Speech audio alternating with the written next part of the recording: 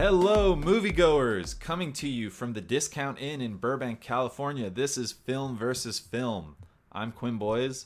I've seen over 24 films in my lifetime, including both Steve Martin Cheaper by the Dozen films.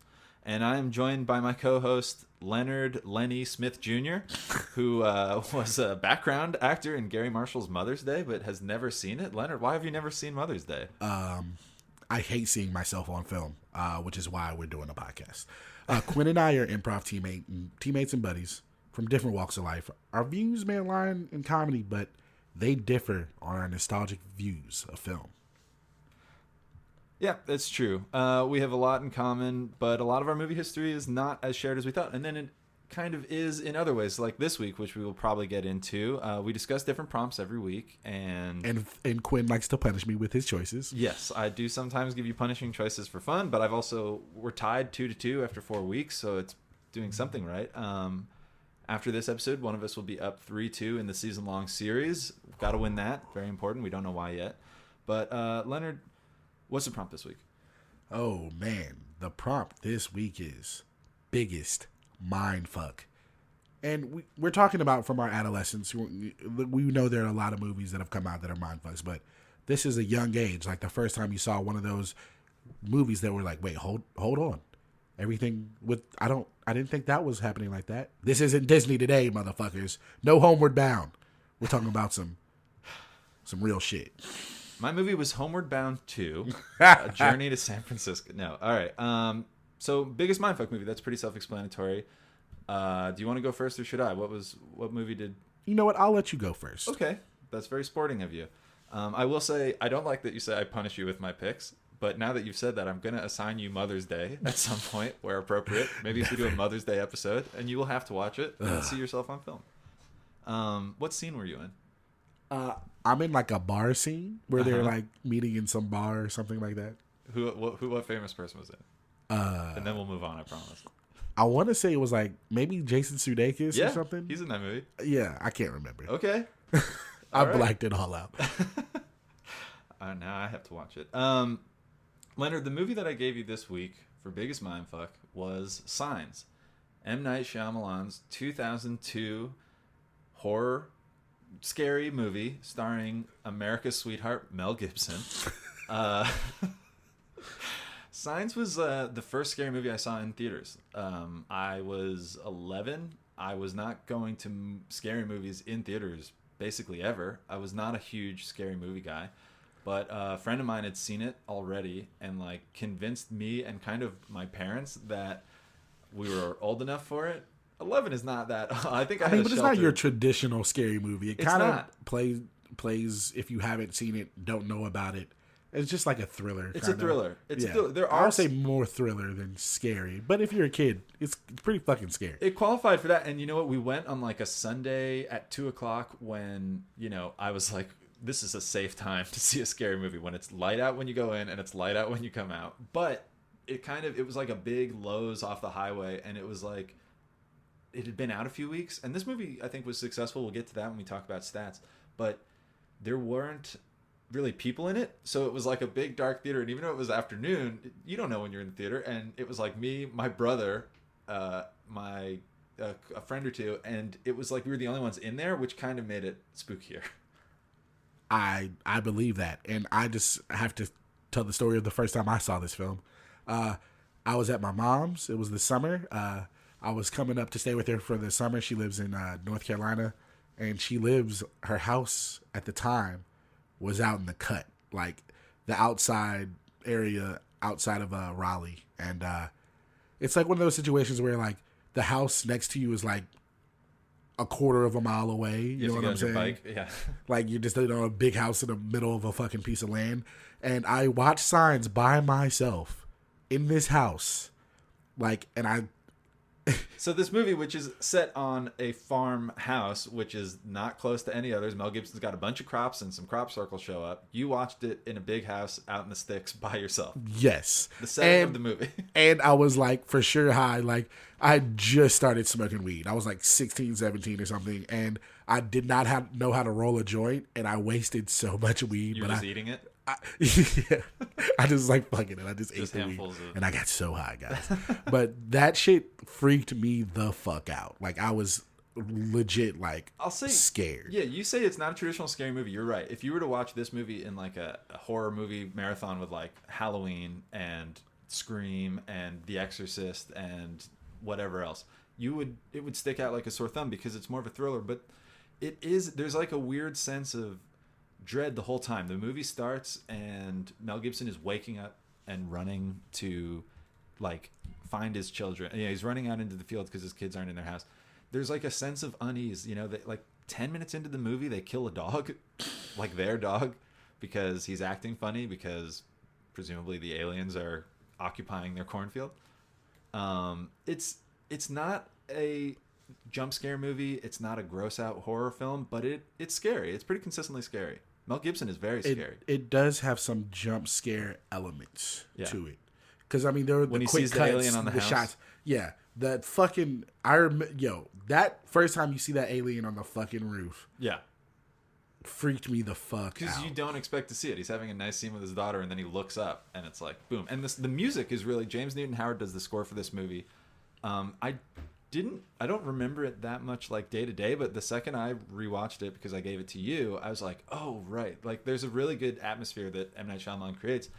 We'll talk a little bit more about him, but this was still when he was a filmmaker, like in full control of his powers. Like he's very good at setting the mood.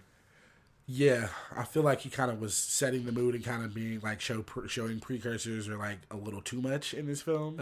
But it's okay. We'll talk about. We'll get to the mindfuck. Tell me your movie, and then I think we should comment on the movies we picked because these aren't the most obvious choices or right off the bat. But yes, so I picked there's Signs, a much more obvious choice, but we'll talk about that in a second.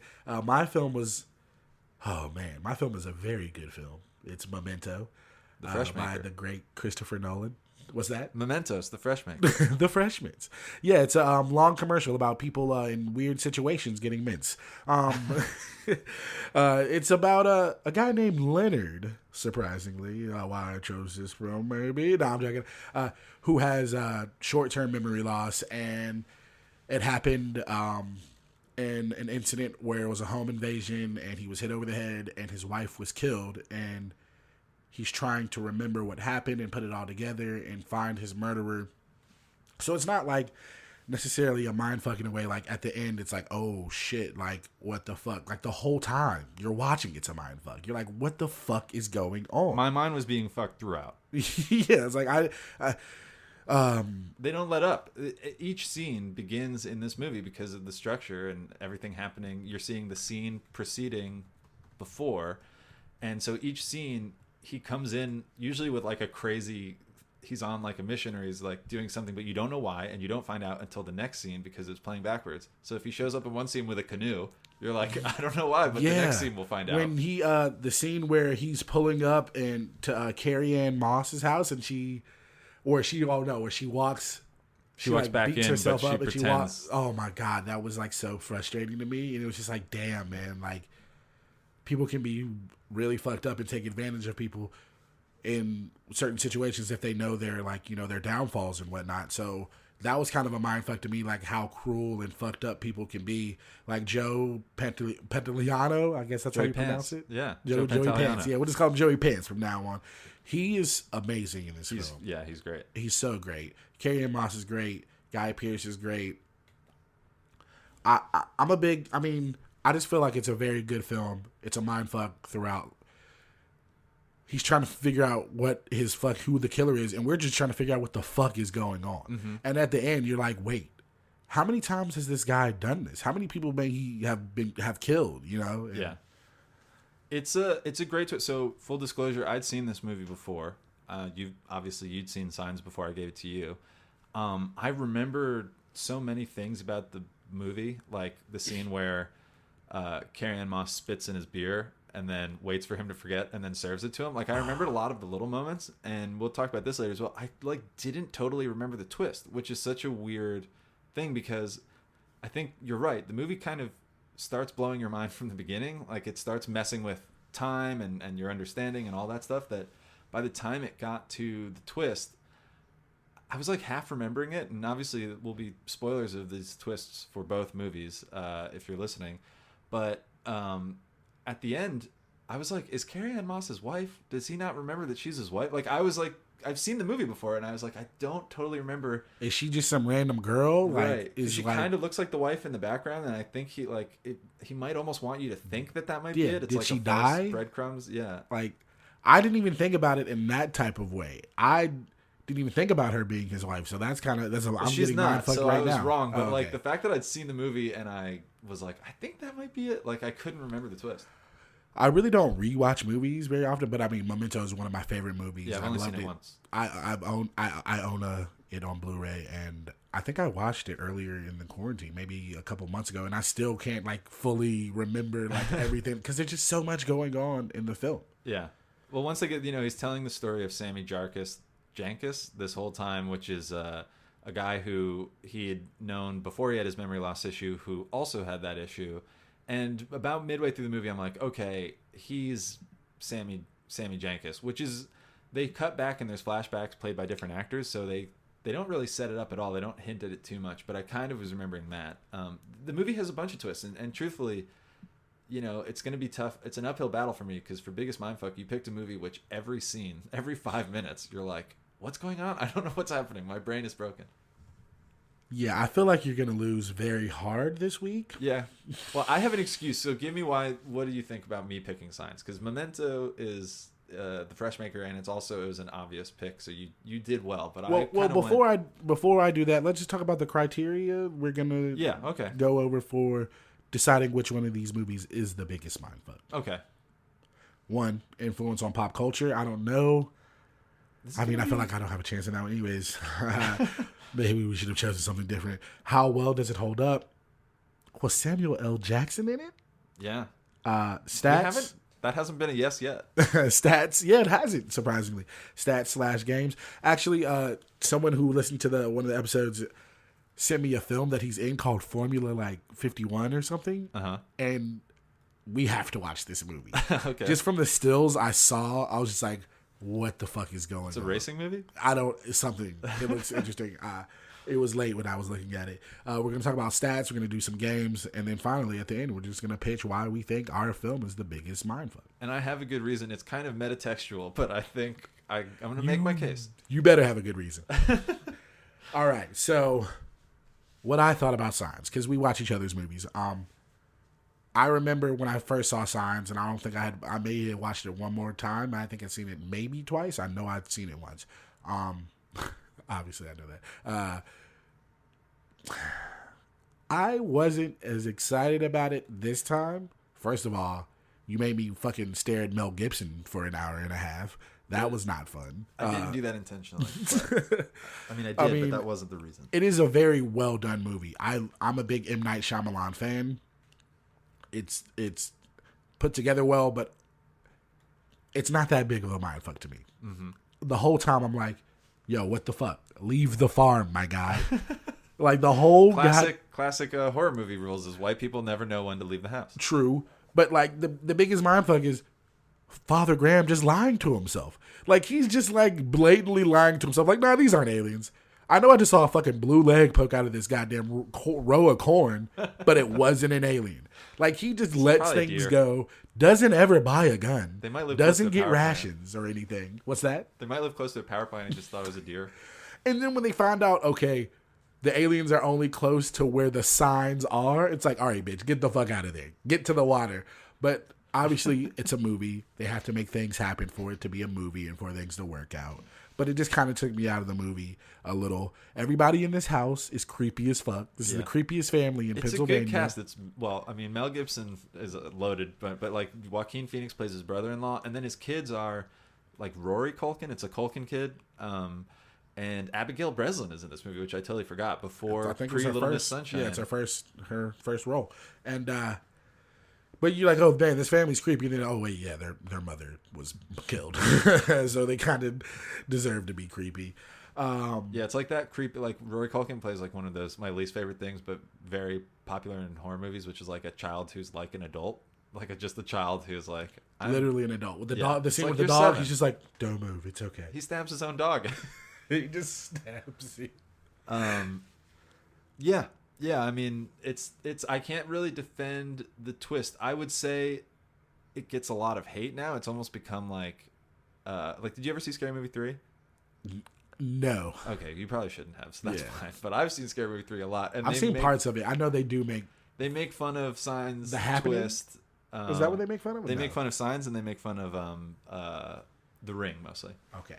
But Charlie Sheen plays the Mel Gibson character, which is actually kind of the perfect casting. That's hilarious. You place one very problematic person in the parody with another.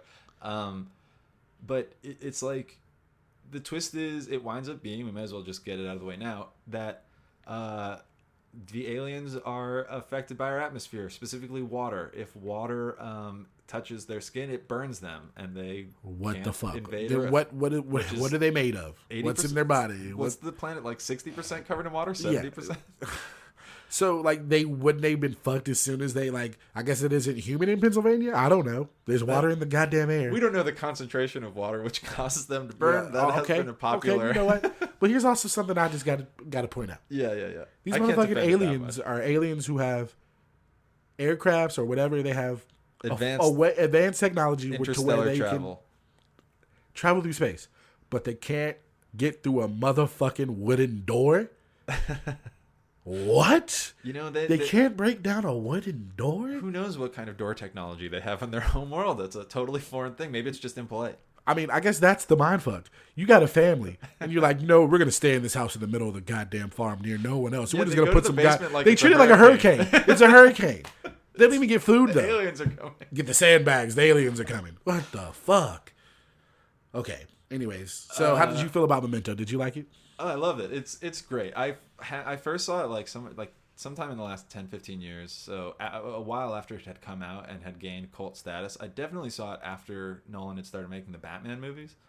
So I really like it. You know, it's arguably his best movie. It's definitely a very complete. You say it's his best movie. I'm saying you could argue it's his best. Okay. It's his best movie. And it's like classic Christopher Nolan that we would come to know in huge blockbusters years later. It's all there in this movie. When I like first saw it, and even for the longest time, I didn't even like know it was I didn't pay attention to the fact that it was a Christopher Nolan film because he necessarily didn't have that acclaim that he has now. Yeah. Or that he's had in the last 10 to 15 years. So that never was really anything I like looked at or pointed to. And then I realized that, you know, after The Dark Knight, I was like, holy shit, Christopher Nolan is the man. And I really just started like watching his films. And The Following is really good. It's like his films get better. Every time he like writes and directs something, they get better and better and better.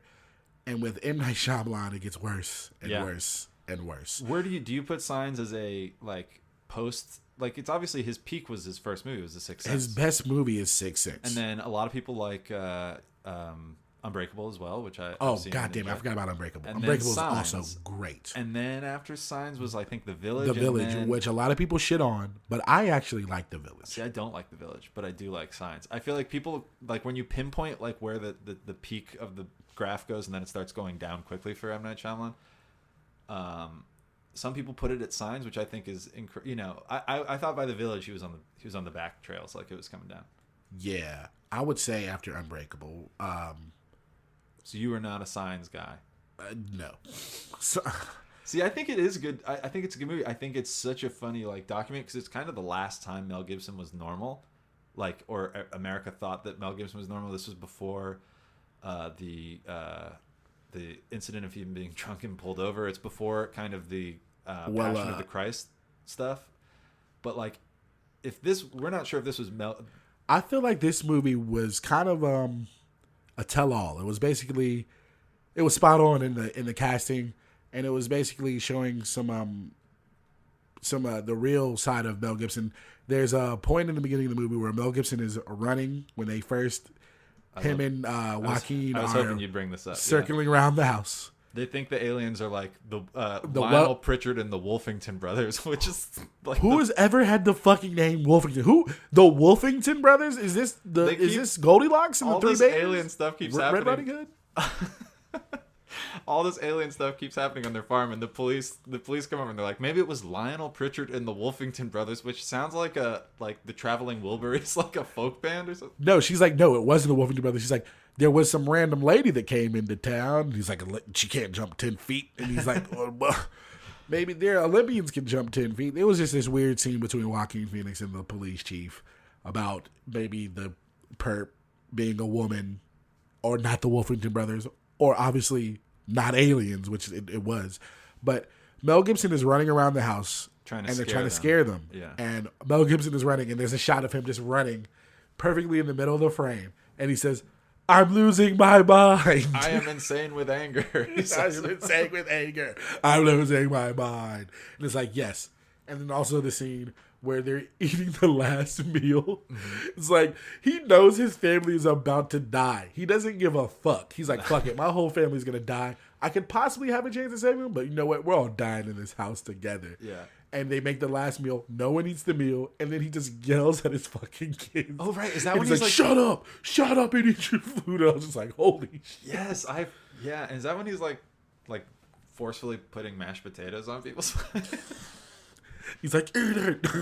Eat your food. Yeah, so maybe I think of this as like, after this it all changed for Mel Gibson, but maybe this was where it started to turn, and you watch this movie where he plays a single dad, and he's losing his mind. He's a former priest, which is hilarious, and he's lost his faith when his wife is in a car accident. That also is part of the twist, Leonard, if I can come back to the twist. It's laid in. He meets his wife at the accident where she later dies. She's not yet dead. The car is keeping her alive because she's like pinned to a tree, and his wife is kind of speaking nonsense because, as Mel Gibson would say, like her brain was shutting off. But she tells him, or she says to Mel Gibson, she says to her husband, she says, tell Merrill swing away. And Merrill is her brother, Mel Gibson's brother-in-law, played by Joaquin Phoenix, a former minor league baseball player who set the record for strikeouts. But he also has 5 records as far as home runs. True. He could have been a Philly. But this is what I was about to say. I made a note. I was like, Merrill would have been in the MLB today. Because they don't fucking play for contact. They don't care who's on base. They just fucking swing for home runs now in baseball. So he was just in the wrong era, you know? M. Night Shyamalan had not read Moneyball when this came out, but this movie came out around the time of Moneyball, which is interesting. Okay, so let's talk about pop culture, influence on pop culture. Okay. Both of these, I wouldn't necessarily say these films have a lot of influence on pop culture. No, not really. But the directors do. Yes. So we talk about it maybe in that aspect. I mean, Signs was used. I don't think Memento has any pop cultural influence. I think I'll give you one thing. The image of Guy Pearce, shirt off, totally tatted up, is kind of its own. You know, it's not like a meme. It's not like there's not like a scene specifically, but I feel like that image of Memento, maybe like the dorm room poster is what I'm thinking of. Yeah, but I feel like that is a lasting image from that movie, which exists in pop culture. That is the lasting image for sure. And with Signs, him with the Polaroids kind of holding it up, like I kind of remember the poster in my mind, and I haven't. Oh seen no, it that is a very cool shot for sure. I think that's I think that's the cover. Mm-hmm. As far as Signs, I think Signs. So it was parodied in Scary Movie 3, which is not the most popular scary movie, but I may give it to you at some point. So it was a popular movie at the time. It was popular enough to hang a parody movie on. You know, it's not like they're doing that about movies that no one sees. But I don't think there's that much. I think a little bit.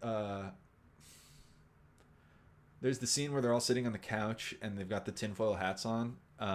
There's some images which I don't know if it's just me having seen the movie and liked it when I was younger, but this is probably because, and this is going to hurt my argument, it's kind of thought of M. Night Shyamalan's movie with the least twist. You know, if there's a twist at all, it doesn't land as strong. It's not as mind blowing as like The Sixth Sense. Like there's no I see dead people for this movie. There's no Bruce Willis was dead the whole time for this movie. Yeah, there's no late reveal. Right. I mean, except that the aliens are affected by water. Yeah. And everything that happens, they hint at throughout the entire movie a little too heavy, I think. Mm-hmm. But I guess he was making a movie for the masses. So I understand. I just think they're two different classes of film. I think Signs is just like a movie for the masses. It's a well-done film. I think Memento is like a great Memento movie. is the better movie. Yeah. I agree. But that's not what we're talking about. It's not what we're talking about. It may also be the better mindfuck movie. Remains to be seen. We'll keep going. Come back to it. I think pop culture is a toss-up. I'm almost... Let's come back to it. Yeah, we might be a wash. How well do these movies hold up, Leonard? I feel like Signs holds up kind of well. And if you can talk about it in relation to the directors now, I'm sorry, which I think we talked about before, but like... Oh, yeah, with M. Night, obviously... Because the movies are both good. They hold up. Yeah, they both hold up. It's a good film. I feel like Memento still holds up today as far as... Because they're both more about, like, relationships. Mm-hmm. Personal relationships and people trying to come to the realization or, like, the fact about their wife's death, which is kind of funny. Yeah, they're both dead wife movies. Which Christopher Nolan has a lot of dead wife movies. I was going to put that in a has this hold up. Like, it's become kind of a detracting trope for Nolan in that so many of his movies... Wow, I didn't even notice that. Yeah, I'm not saying it's like, but like if you look at Memento, dead wife, Inception, dead wife, Interstellar, dead wife, okay. Dark Knight, he kills Rachel. There's a lot of kind of, and I think Very people true. have dinged Nolan for coming back to that a little too much. Very true. I can see that. So I wouldn't say that doesn't hold up well in this movie. This is the first movie he did it. So it's but like the fact that he leans on it, I think in retrospect, if you were to watch a bunch of Christopher Nolan movies and you knew him from Batman and then you watch this and you're like, there's a dead wife in this as well. I think it's a little bit of a thing that people... I just feel like some of the choices in Signs don't make sense maybe. Mm-hmm. And I don't know if that maybe is part of it not holding up. Mel Gibson hasn't held up well. No, okay, that's the biggest detractor as far as holding up. Shyamalan has not held up as well in the sense of he was much more highly regarded when this movie came out. I think he was still like the young, horror auteur, like that was gonna redefine movies and put twists and everything. And now he's had some good movies more recently. Yes, yes. But for a while there in the 2000s, he was kind of... Was it Split? Or Split, people like... And Glass. Yeah, I think... I haven't seen either of those movies, but I know that he's more highly regarded now. He's kind of doing the Blumhouse thing. But for a while after this movie, definitely after The Village, it was like Lady in the Water, The Happening, the Avatar movie. He just had a string The Happening is so bad. Yeah. I never saw Lady in the Water. Me neither. And I was a very big M. Night Shyamalan person. Yeah, you're, I think, a bigger M. Night guy than I am. Yeah. Which is a bummer, because I apparently picked the one M. Night movie you don't like that much. But yeah, I feel like Memento holds up. It's just a good film. It looks good. And it's timeless. Yeah, it's a timeless do that movie. story at any time. Sort of true for Signs as well. Alien invasion movie can happen at any time. But there's more stuff about Signs where you watch now in 2020 and you're like, oh, like Mel Gibson. Yeah, Meryl's also a piece of shit too. What? Meryl's an asshole. Like, Meryl's a piece of shit. Joaquin Phoenix? Yeah. Sure. I mean, not Joaquin Phoenix, but the character Meryl, yes. Yeah. Okay. I'm gonna say Memento holds up better. Oh, for sure. We'll just give it I didn't even think about it because I already knew it. Number 3, Leonard, most important category. Was Samuel L. Jackson in either one of our films? He's in M. Night Shyamalan movies. I should have been more strategic about this because he's not in Signs. Fuck it up, man. I fucked up. He's not in Signs. He's not in Memento. But if he was, I don't know why I want to make a case for your film. But if he was in Signs, yeah, and I want to see him as the police chief. Just be like the character played by Cherry Jones. You want to see instead as Samuel L. Jackson. I mean, what else would he play? Mel Gibson. Oh, okay. Yeah, you just give him the lead. I think that movie holds up better today in retrospect. Mel Gibson, listen, please say all the terrible things about him that we all should, and not remembering that. But he's good in this role. He gives a good performance, but it's just weird watching him today. He and does I feel give like a good Samuel L. performance, Jackson, but I was we just would like, be able God. to rewatch the movie more freely without being like, oh, remember when Mel Gibson said sugar? Like all this, like. Remember when Mel Gibson called all those baggage. people niggers? See, that's it's not. You can't kind of separate that now. Which is, Oh boy. So I feel like I can see him as the lead or as Cherry Jones. I just see him not being in the family and just him being like, y'all need to get the fuck off this farm. it would be a shorter movie.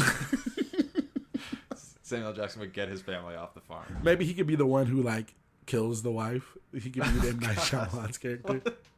I'm sorry. Like him just playing the soft, timid person. That would be ridiculous. But in Memento, I feel like he plays Joey Pants's role.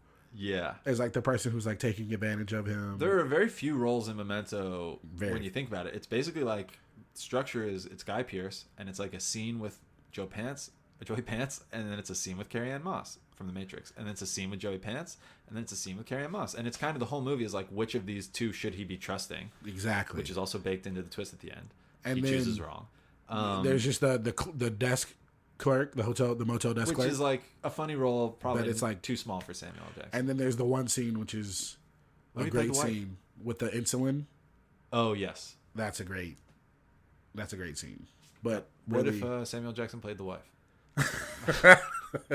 Instead of a dead wife, it's a dead Samuel L. Jackson. He's like, what if Samuel Jackson plays Guy Pearce's role? What the fuck is going on? that would have been. I mean, yeah, I would kind of like to see Samuel Jackson in the leads in both of these movies. Guy Pearce is good. He's kind of like a great like blank slate kind of character, but Samuel Jackson would have been a very different movie. But seeing him get like frustrated at not remembering things I've seen before, like he would have kept his cool a lot less than Guy Pearce does in this movie. Guy Pearce goes to when like someone gives him a hard time, he goes, "I'm sorry, I have this condition. Like, let me explain it." And everyone's like, "Stop with the condition." You know, Samuel Jackson wouldn't feel the need to explain to people. He'd just be like, "Bitch, give me the answer to this question that I asked." Listen, I told you I don't remember. Now give me my pancakes. Don't you bitch. remember who I am? Yeah, like he would have cut through this. They both would have been shorter movies because they would just gotten right to the point. And nobody's killing Samuel L. Jackson's wife. Well, good point. I have to go back through his filmography to see if he has any dead wife movies. So that's a toss-up as well. 1 and 3 are toss-ups. 2 goes to Memento. 4 stats. Do you want to get into it, Leonard? Do you have any stats that you want to share for Memento? It was a smaller movie for Christopher Nolan. It was before he made the big blockbusters, whereas M. Night had made The Sixth Sense and Unbreakable and was kind of a box office draw just by his name alone. Yeah, these are very different films as far as like statistics go. The budget from Memento, I mean, like you said, it's a very complicated film, but as far as filming it is very simple. It's literally this scene, that scene. There aren't too many locations. It only cost $9 million to make. Yeah, I believe that. But it made No huge stars. $40 million. Wow, okay. Which is kind of crazy. Especially when you consider it as more of a cult hit that like came to popular with DVD. Like $40 million on a $9 million movie means it was pretty popular in the movie theaters as well. Yeah, and it came out. It was released March 16th, 2001.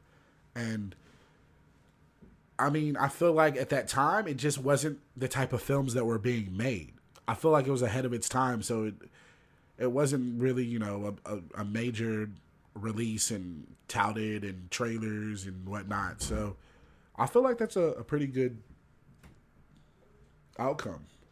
Yeah, I think it definitely did well. Signs, on the other hand, made $227 million. Okay, that's a lot of money. Yeah. So again, we're like picking movies in different stratospheres. I'm sure it cost more to make than Memento, but I don't know if it was that much more to account for the huge difference in box office. I'm also reading here that apparently the budget was $4.5 million. Maybe they spent more money on like marketing, but the actual budget to make the film was $4.5 million. So that would mean Memento made like 10 times its budget at the box office. Pretty wild. Whereas Signs cost $72 million to make. And worldwide, the number I gave you was domestic. Worldwide made over $400 million. So it's a pretty big hit for a Mel Gibson movie, but it's not based on like pre-existing whatever. It's an original idea. It was all off the juice of M. Night Shyamalan for sure. The director of Sixth Sense. Yeah, that was the draw. And if that's what you were expecting, I feel like it was kind of a letdown. I mean, I just feel like it his definitely got wasn't worse. The phenomenon that Sixth Sense was. Yeah, no, you can't really recreate that. Once, especially because he was new onto the scene, it was his first thing. You weren't expecting it. Do you know I didn't pick Sixth Sense for my biggest mind? Yeah, I thought about this as I was watching Signs, and I was like, why the fuck didn't I think about Sixth Sense? Because that was a pretty big mindfuck for me when I was a kid. For me, it's easy. I never saw it. It was spoiled for me before like I ever got a chance to see it. I was also younger at the time, and so I've just never seen it because that is a movie that like once they spoiled it, I was like, well, I don't need to see this movie now. You know. So you've never watched it? I've never seen The Sixth Sense, so I couldn't pick it. Wow, I feel like even knowing it, it still is good. I'm sure it's still good, yeah, but it ruined the urgency that I had to see it because it happened to me as well. I remember I was so fucking pissed. I was like, I was in a car with like my friend and like his parents. I want to say it was Sam Rogers. I don't remember if it was or not. But shout out to the old middle school friend Sam Rogers, who I haven't talked to in years, 10, 15 years. Anyways, and they were like, "Oh yeah, I think he was dead the whole time," and I was just like, "God damn it!" Yeah. And I literally like waited months and months to watch it. I was like in middle school because I wanted to forget. I like tried to make myself forget so I didn't think about it. So like I watched it later and I still was like still in middle school when I saw it, but I still had an inkling and I tried to like not think about it, but it's still at the end like blew my mind. I was like, holy shit. Mm-hmm.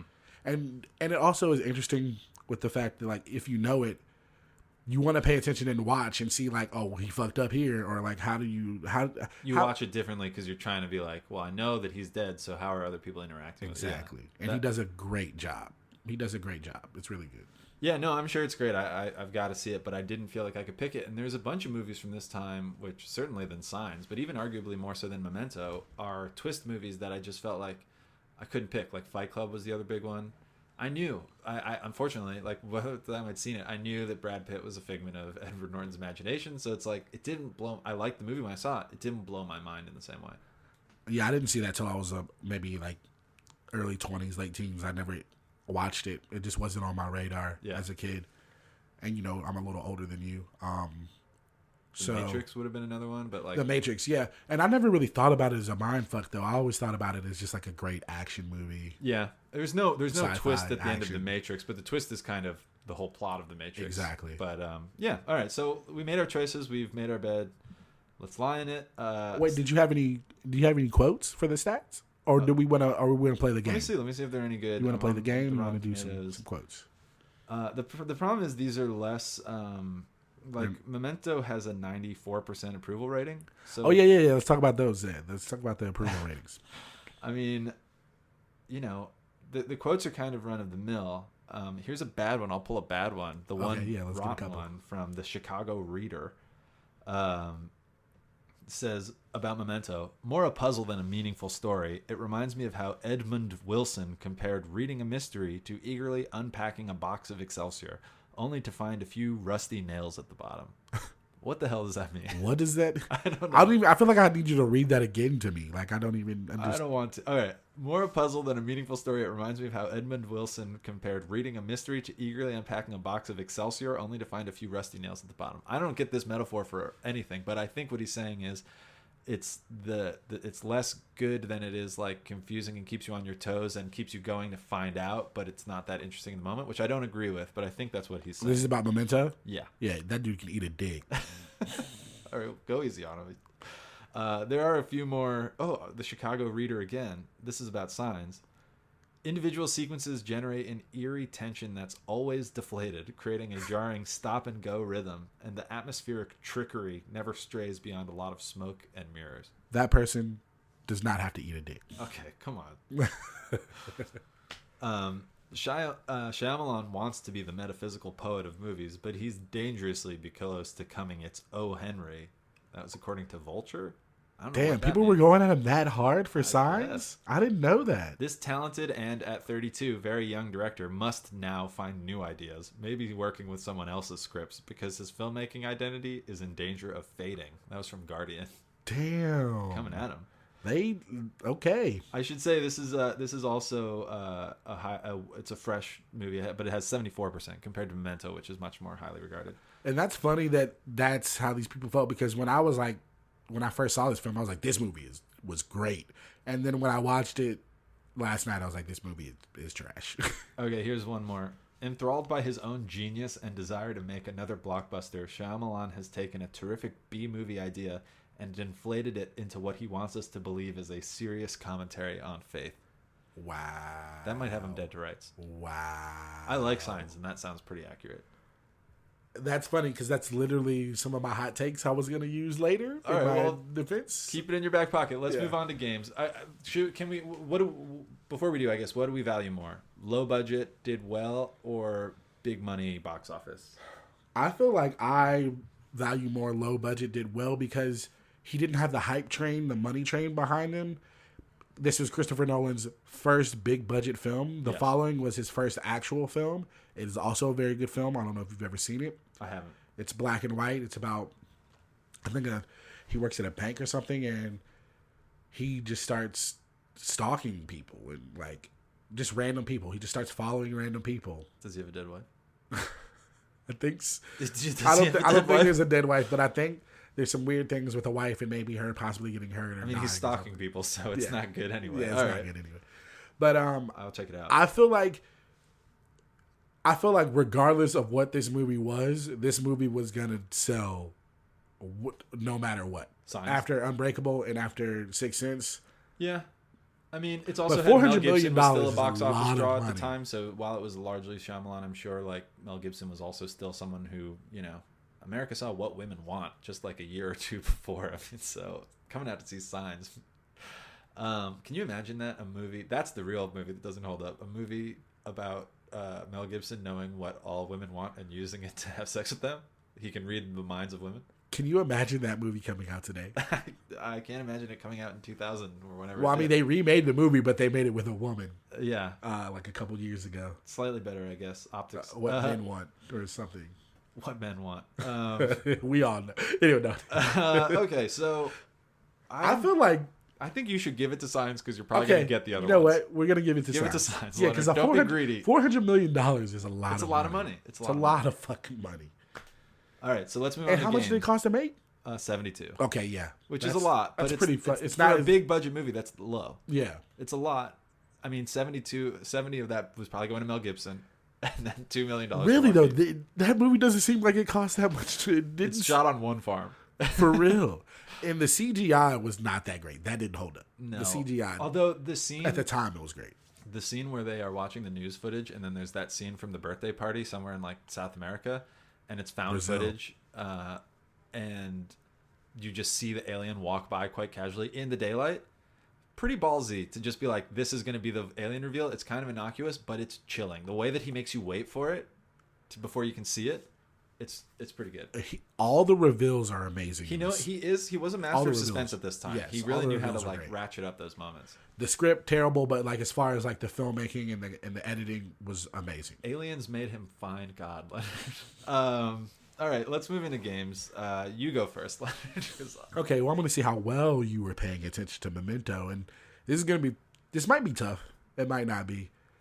So, our character in the film Memento, Leonard, he has short-term memory loss, so he can't remember things.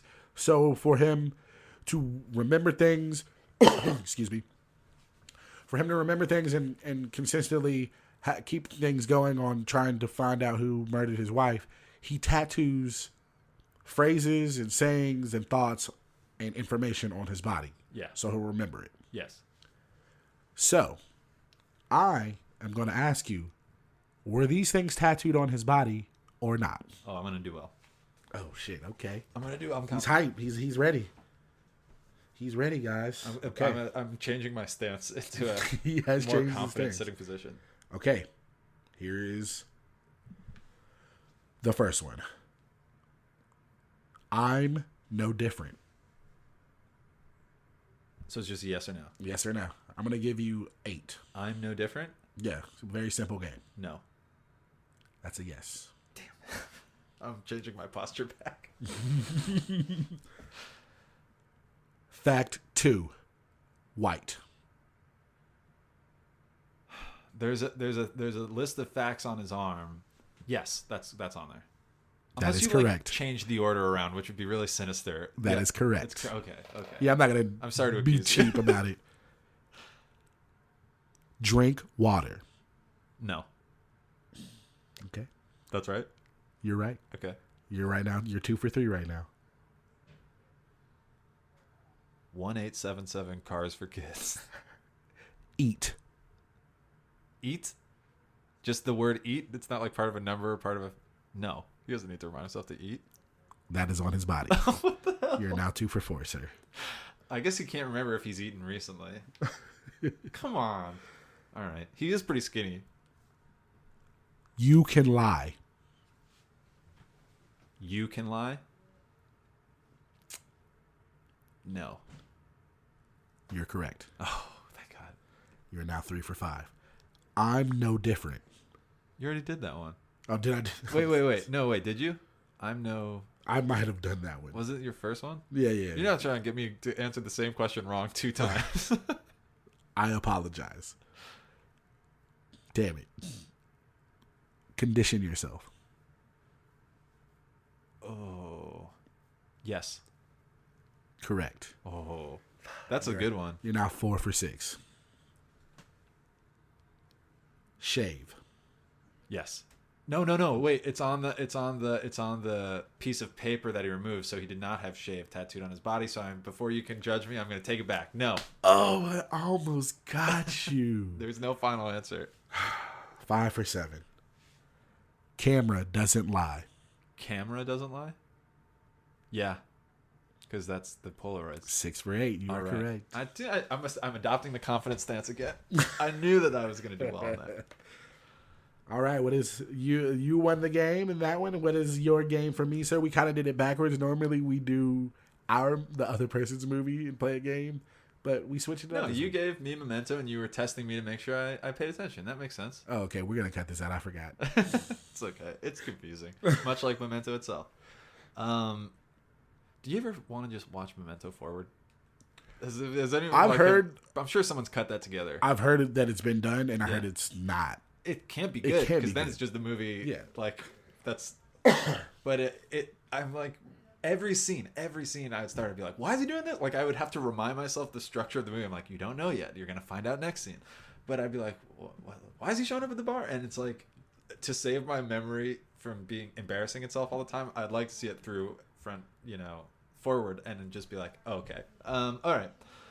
My game, I'm gonna give you 2. Because let's be honest, it's more interesting to talk about Mel Gibson. I'm going to give you some Mel Gibson stories. 2 of them are true. 1 of them is false. Okay. You need to tell me which is. All right, so you're going to tell me all 3 stories, false. And then I'm going to tell you which one is false. Which sounds wrong, yeah. Okay, cool. Shoot 'em.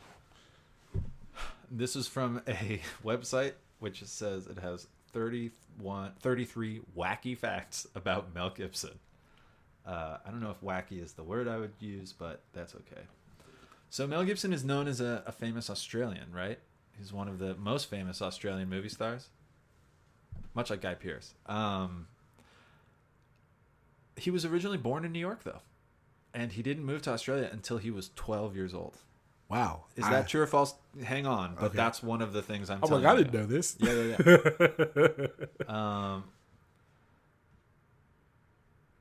One day while working on the production One Day She'll Fly Away, Mel Gibson met his future ex-wife, Robin Moore, and apparently he looked at someone and he said, one day I'm going to divorce that girl.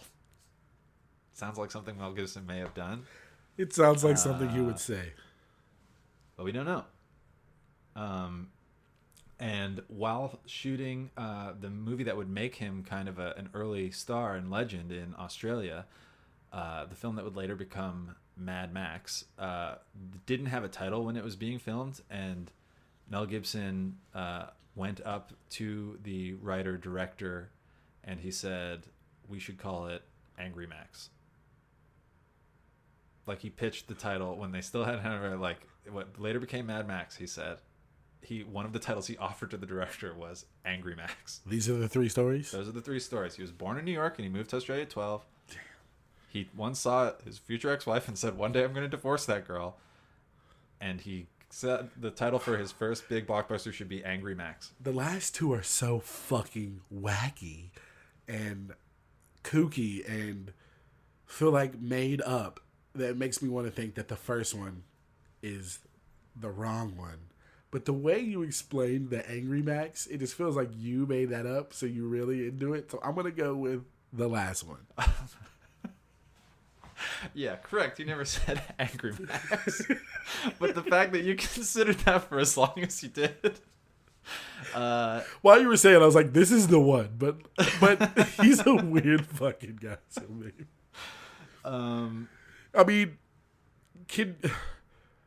The fact that he said, I'm going to divorce that woman is also fucking insane. But it seems like right down. It is right. That one's like in his wheelhouse. All right, I think I'll just do one more of these, just because I don't have that many facts. Okay. If you get them both right, we'll just say you swept. And if you Okay. get it wrong, maybe I'll try to pull up. Because Okay. you look at Mel Gibson wacky facts, and not most of them aren't more funny. They're just sad and depressing and offensive. So while filming Hamlet, which was a film Mel Gibson made in the late 80s or early 90s with Helena Bonham Carter, it's serious subject matter, serious material. So Mel Gibson would lighten the mood between takes. He was playing Hamlet by mooning the cast and crew of Hamlet just to lighten the mood. Let me show you my ass. Okay. We've all been there. Here's one. Oh my god, this one is actually the violent racist outburst. It's just like number 13 in this list of wacky facts, and it's like, here's another one, number 13. He left a voicemail on his girlfriend's phone. It's like, Jesus Christ. Maybe separate these. Let me see. Oh yeah, all the rest of these wacky facts become More very concerning. depressing. Yeah. The fact that there's 33 of them is crazy.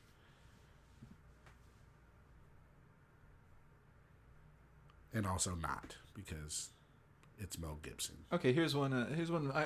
I can't find one that's not offensive. So here's another one. Mel Gibson is the sixth of 11 children.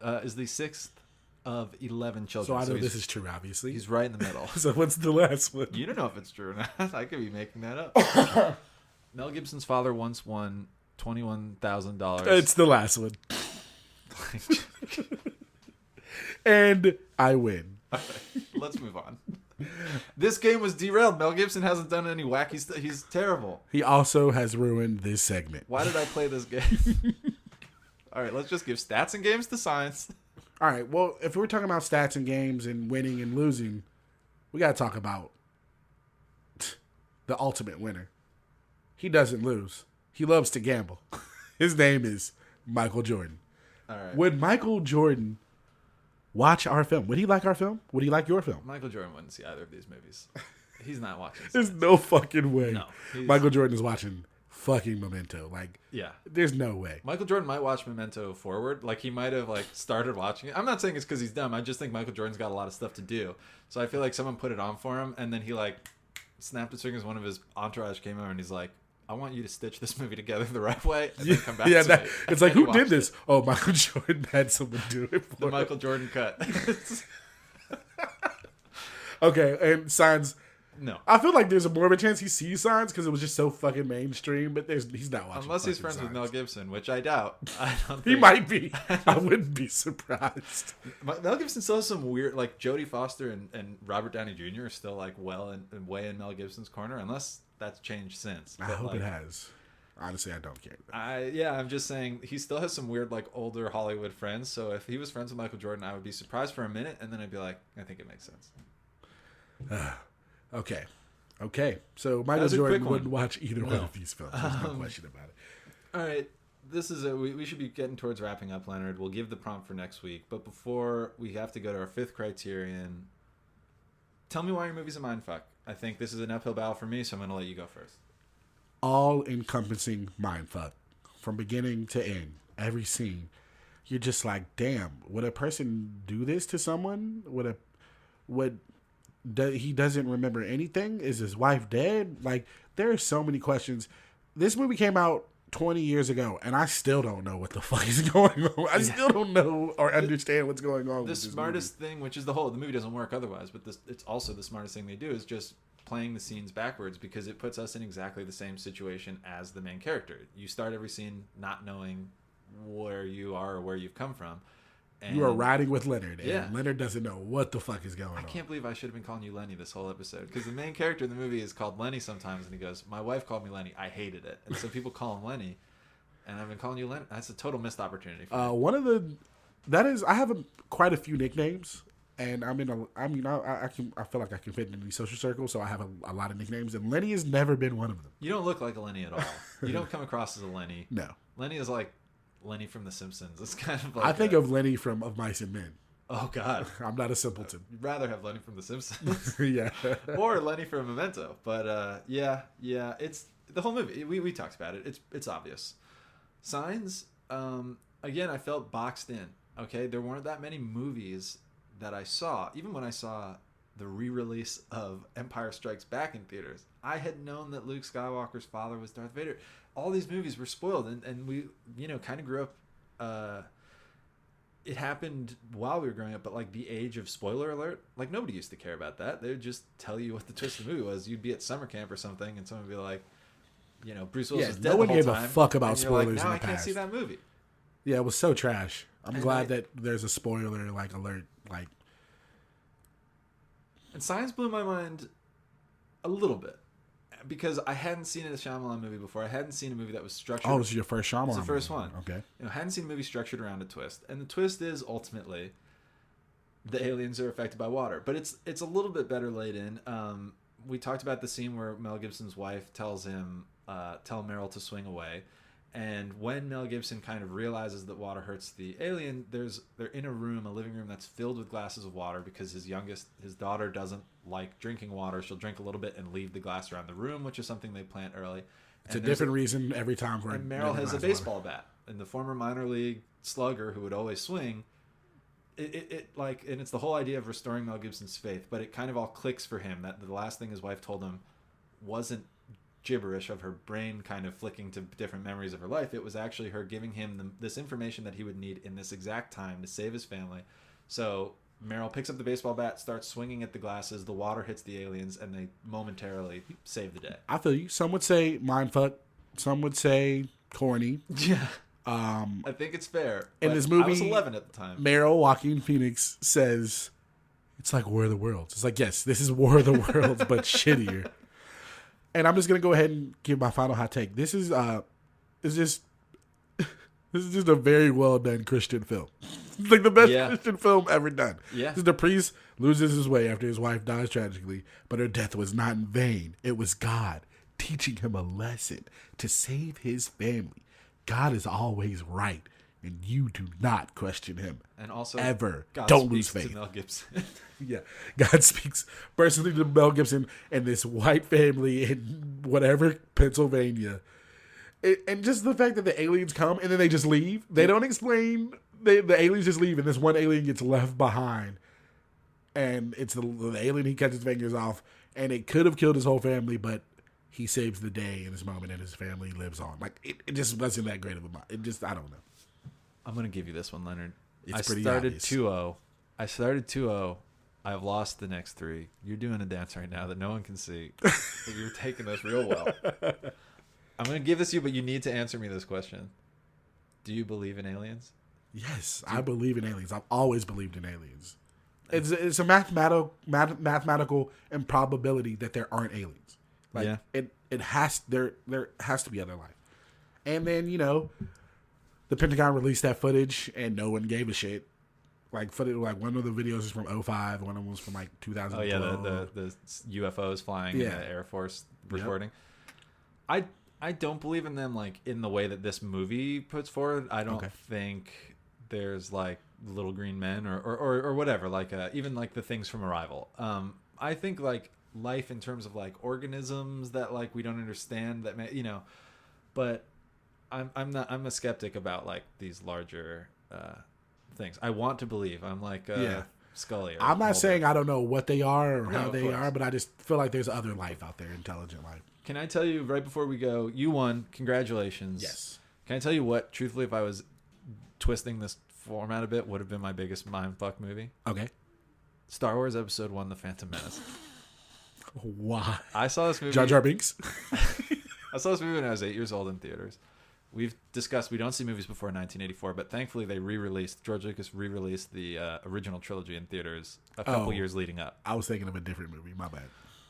I saw those movies, the Luke Skywalker movies, the original trilogy, and then I saw, as an 8-year-old in the theaters with my dad and my brother, Phantom Menace. Oh, okay, I was thinking about the right movie. What no one told me, and listen, it says episode 1 on the thing, but I can't read Roman numerals. What no one told me was that it was a prequel. So I go into this movie, which is about them finding the boy who would become Darth Vader, and I just think it's like the next Star Wars movie. And so there's all sorts of scenes where it's like, there's literally a scene where Qui-Gon Jinn goes like, Obi-Wan Kenobi, meet Anakin Skywalker. And I literally had this thought in the movie like, oh, Obi-Wan must be like a title, or like Obi-Wan Kenobi must be like the John Smith of the Star Wars universe. Like, it's just a very common name. It's the John G. Like, that's hilarious. I was like, oh, this is just another guy named Obi-Wan Kenobi. Maybe not the most original naming in the world, but it can't be that old guy because that old guy's dead. And so I go home. I see the movie. I love it because I'm 8 years old. Pod racing, Darth Maul, double lightsaber. It was a huge smash hit and success if you're 8. Jar Jar Binks. I go home. My mom's like, how is the movie? And I was like, oh, it's great. And I do that thing that all like kids do, which is I tell you the movie from the beginning to the end. Not word for word like Austin Powers, but I was recounting it. And then my mom goes, well, what'd you think of that boy who becomes Darth Vader? And I said, what are you talking about? And she was like, well, that's the boy. That boy is Luke's father. And it blew my mind. And I was so crushed because as a kid, Anakin is cool because he's like 8 years old. He's a Jedi. And I didn't know he became Darth Vader. But that's the one thing you're supposed... Why would you take a kid to that movie and not tell them that it's a prequel? This little boy goes on to murder thousands and thousands, maybe hundreds of thousands of people. So that's the biggest time my mind's ever been blown. It was talking to my mom in our computer room after the movie when she told me that it was a prequel. Poor little Quinn. Poor little Quinn. That's hilarious. Okay, so what's our prompt for next week? Prompt for next week. Did we decide this We one? did not decide. I'm That's just what gonna, I was just... I'm just going to choose. What's the first movie you remember seeing in a middle school? Or not, take out middle school. What's the first sleepover party movie you remember watching? We all know what we're talking about. You know it's kind of funny? Yeah. I think mine was Phantom Menace. Okay, give it to me. I'll watch it again. I know what happens this time.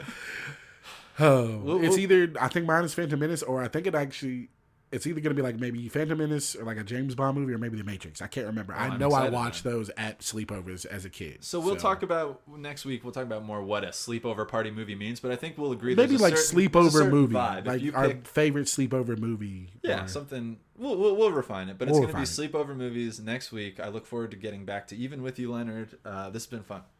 Great time. See you at the cinema. The cinema.